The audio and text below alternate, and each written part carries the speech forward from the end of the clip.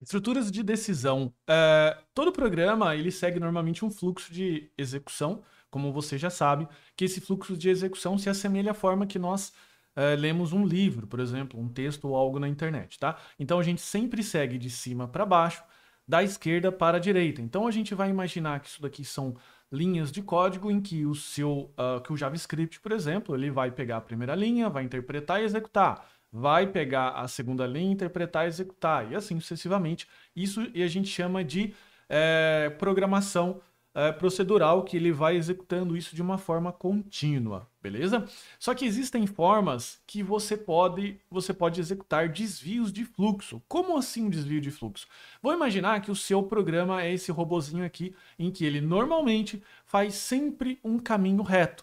Ele vai seguindo do ponto A até o ponto B, beleza? Esse seria o seu programa. Mas você pode, através da programação, através de estruturas de decisão, tornar o seu programa inteligente no sentido dele conseguir tomar uma decisão de qual caminho ele deveria seguir. Se é para esse caminho aqui ou se é para esse caminho.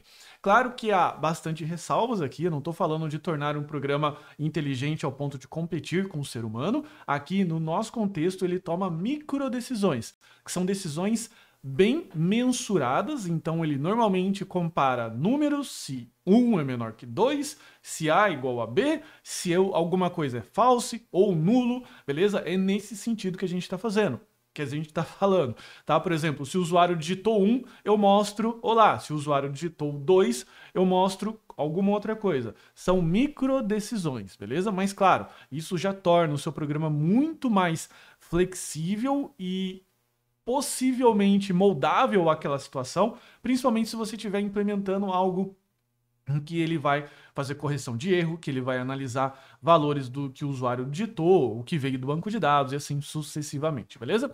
Então, de novo, você tem um robozinho que você pode ir para cá ou você pode ir para cá, tá? O seu programa seria como se fosse o robozinho, em que baseado em uma expressão, baseado nos comparadores, ele pode saber se ele vai para o ponto A, se não, ele vai para o ponto B, ok?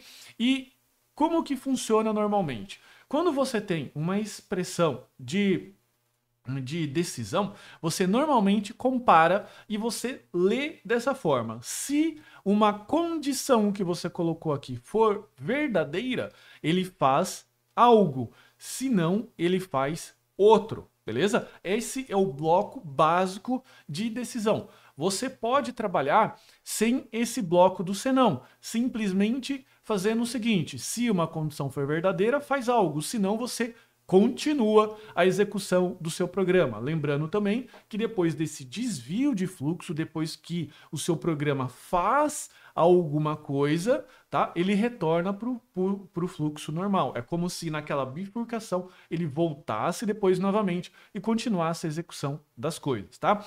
E ele funciona como se fosse um bloco inteligente com todas as ressalvas que eu comentei, fazendo essas comparações, tá? Então você, dentro desse bloco em que você vai verificar se uma condição é verdadeira, você pode executar essas comparações. Comparações de igual, diferente, menor, menor igual, maior, maior igual. Você pode executar também os blocos lógicos, AND, OR ou NOT, beleza? Tornando então o seu programa bastante flexível para que ele possa tomar micro decisões, tá? E que ele possa aqui fazer algo ou fazer outro. Você também pode colocar ao longo do seu programa múltiplas expressões, múltiplas estruturas de decisão. Você só precisa tomar cuidado para você não colocar muita coisa, senão o seu programa vai ficar o que a gente chama de um programa macarrônico. Mesma coisa que você tentar achar o início e o fim do espaguete que está lá no seu prato. Então vem da expressão de um programa algoritmo espaguete, que ele dá tanta volta,